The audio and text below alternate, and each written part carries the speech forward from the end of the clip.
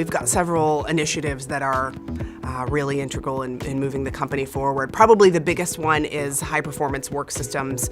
We've been working on this for about 3 years so far, and it's a phenomenal program that at the end of the day, what it does is it takes the person who's closest to the customer and puts decision-making power with that person. But in order to do that, you have to empower your hourly workforce. And so we've upskilled them and up-trained our hourly workforce. The business impact that we're seeing is we're having decisions made faster, and we're seeing a lot more improvements because we measure our continuous improvement projects. So we're measuring how many dollars should we get back. And we teach continuous improvement to our associates, and it's a requirement of the program. And we're seeing that if you have one supervisor and the supervisor says, okay, here's how we're going to improve the area, well, he or she can only do so much. But if you teach everybody how to do it, and you give them the tools, and you give them the time, and you say, well, go ahead and do, we'll have improvements all over the place.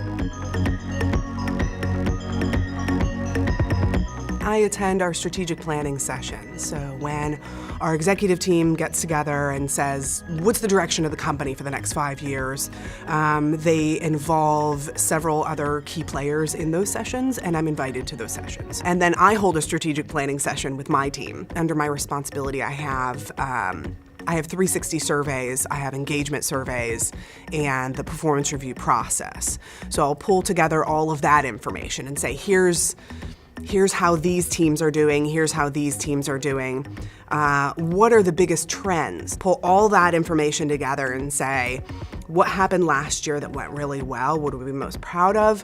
What do we want to do next year? And then what are we really trying to move with the organization? So what's the most important to us? So right now, it is this workforce crisis that we're in.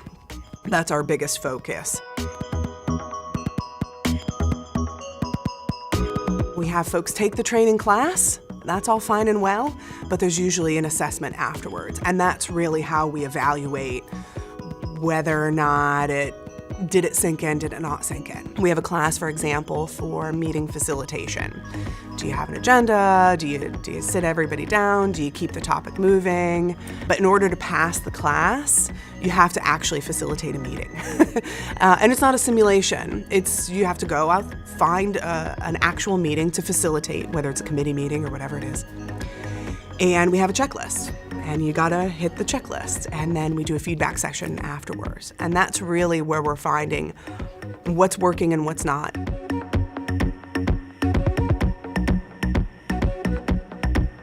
The Turkey Hill Experience is a tourist attraction, and so we're in that unique position where we have a manufacturing plant, we have essentially a corporate office, and we also operate a tourist attraction for kids to come in and enjoy ice cream and make ice cream, which is a lot of fun. My training with the Turkey Hill Experience is even more high-spirited. They are a fun group because they just love people. And I allow for a little more time because they're talkers. They love to chat.